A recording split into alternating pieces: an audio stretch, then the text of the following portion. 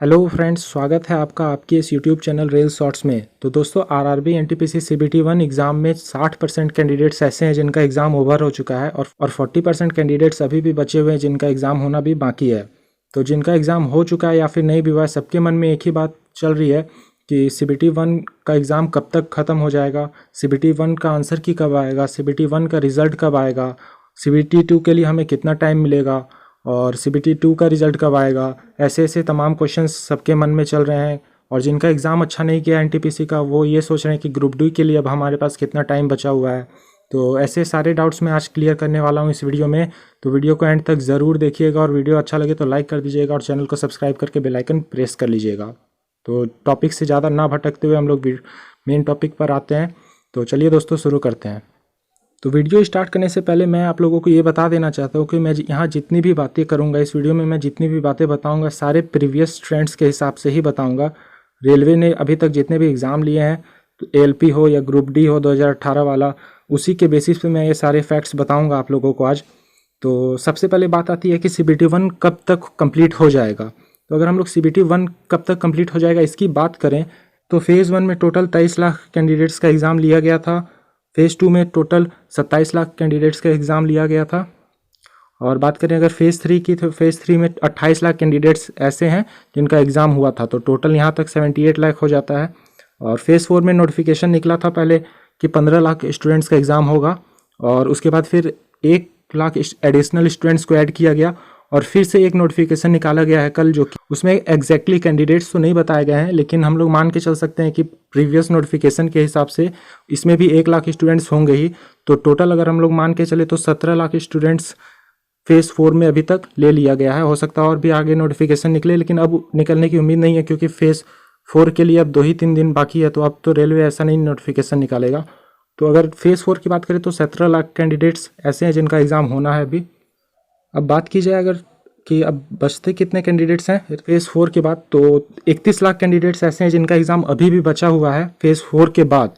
तो अगर देखा जाए तो फेज़ 4 के बाद फेज़ 5 मुझे लगता है कि एक ही फेज़ में रेलवे सारे बच्चों को इंक्लूड कर लेगा और एक फेज़ में एग्ज़ाम ख़त्म कर देगा। तो बात किया जाए तो 4th फेज़ 3 मार्च तक चल रहा है। उसके बाद अगर 2-3 दिन का गैप लेता है तो 5th फेज़ उसके बाद 5 या 6 तारीख से आप लोगों का स्टार्ट कर देगा रेलवे, और 31 लाख कैंडिडेट्स उसमें मेरे ख्याल से इंक्लूड कर लेगा। और 2 फेज़ में अगर लेता है तो मैक्सिमम टाइम मार्च तक जा सकता है। तो मार्च तक आपका सीबीटी 1 क्लियर हो जाएगा। तो पूरा एग्ज़ाम एनटीपीसी का सीबीटी 1 मार्च तक पूरा होने का चांस है कि कंप्लीट हो जाएगा। एकदम 100% श्योर रहिए आप लोग कि मार्च तक ये सीबीटी 1 ख़त्म हो जाएगा। इसके बाद बात आती है कि एनटीपीसी सीबीटी 1 का आंसर की कब तक आएगा। तो अगर हम लोग प्रीवियस ट्रेंड्स को देखें तो एएलपी 2018 में हुआ था लोको पायलट का एग्ज़ाम।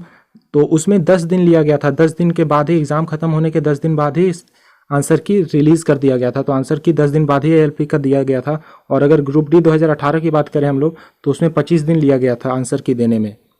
और इसके बाद अगर हम लोग बात करें फ्रेंड्स की मिनिस्टीरियल एंड आइसोलेटेड कैटेगरी की, तो आप लोगों को पता होगा एनटीपीसी से पहले 15 दिसंबर को मिनिस्टीरियल एंड आइसोलेटेड कैटेगरी का एग्ज़ाम हुआ था, जो कि 3 दिन चला था। और उसका आंसर की अगर बात की जाए तो 45 दिन बाद, मतलब कि 1.5 महीने बाद निकाला गया है 1 फरवरी को।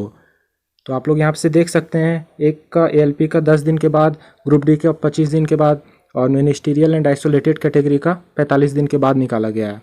तो इस हिसाब से आप अंदाज़ा लगा सकते हैं कि अगर मार्च में आपका एग्ज़ाम ख़त्म हो रहा है सीबीटी 1 का, तो 25 दिन तो मिनिमम लेगा ही, क्योंकि इसमें कैंडिडेट्स भी ज़्यादा हैं। तो आप मान के चलिए कि अप्रैल का लास्ट वीक में या फिर मई का फर्स्ट वीक में आपका आंसर की देखने को मिल सकता है सीबीटी 1 एनटीपीसी का। आंसर की के बाद अगर हम लोग बात करें कि सीबीटी 1 का रिजल्ट कब आएगा, तो सबसे मेन मुद्दा यही है कि सीबीटी 1 का रिजल्ट कब आएगा, ताकि सबको पता चले कि उनका हुआ है कि नहीं। तो आंसर की निकलने के बाद कम से कम 1 से 1.5 महीने बाद रिजल्ट आएगा। तो मई के फर्स्ट वीक में अगर आंसर की निकलता है तो पूरा मई और पूरा जून चला जा सकता है, और लगभग 20 जून के बाद ही आप रिजल्ट का एक्सपेक्टेशन लगा सकते हैं कि रिजल्ट 20 जून के बाद ही आएगा। तो 20 से 30 जून के बीच एक्सपेक्टेशन रखा जा सकता है कि रिज़ल्ट आ जाएगा।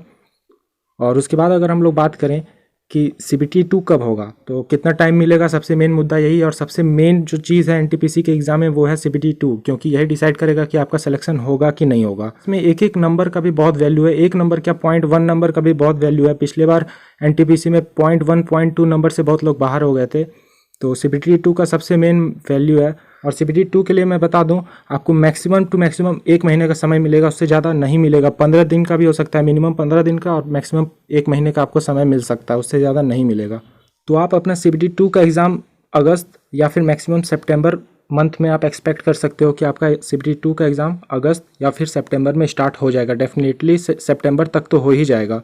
तो इसलिए आप लोग एकदम तैयार रहिएगा, प्रिपरेशन अभी से शुरू कर दीजिए। चाहे आपका रॉ मार्क्स कम ही क्यों ना बन रहा हो, लेकिन उस टाइम आप वेट कीजिएगा कि रिजल्ट आने के बाद हम तैयारी शुरू करें, तो हो सकता है आपको बाद में पछतावा करना पड़े। तो यहाँ तक बात हो गई NTPC की। इसके बाद हम लोग देख लेते हैं कि जिनका एग्ज़ाम अच्छा नहीं गया है, कोई भी रीज़न की वजह से, अगर जिनका NTPC का एग्ज़ाम ख़राब हो गया है, तो उनके लिए सबसे गोल्डन चांस आगे रखा हुआ है ग्रुप डी का।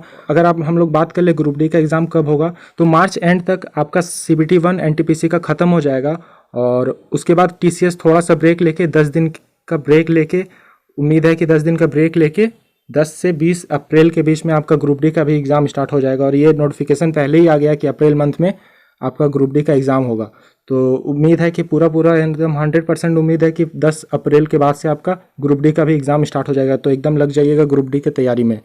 तो ये पूरा एनालिसिस आप लोगों को अच्छा लगा होगा तो वीडियो को लाइक कर दीजिएगा और चैनल को सब्सक्राइब करके बेल आइकन प्रेस कर लीजिएगा।